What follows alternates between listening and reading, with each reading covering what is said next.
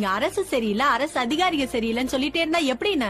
நம்ம ஊரு நம்ம தானே யாராவது இறங்கி சரி பண்ணணும். அதுக்குதான். அதுக்கும் வக்கீலுக்கும் என்னமா சம்பந்தம்? சிம்பிள்னா, இங்க சட்டமும் நீதித்துறையும் சரியா இருந்தா ஒரு நாடு உருப்பிடும். புரியல? தண்டனைகள் கடுமையா மாறணும்.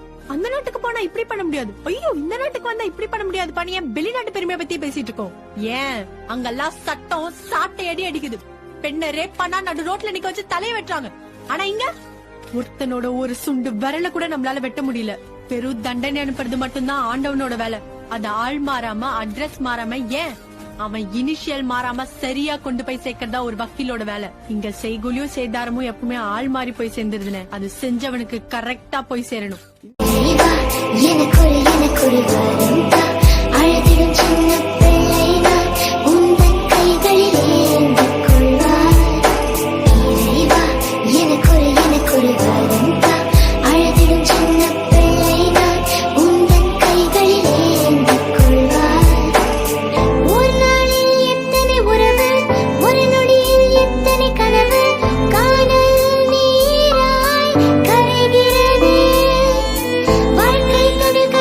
வரலாம்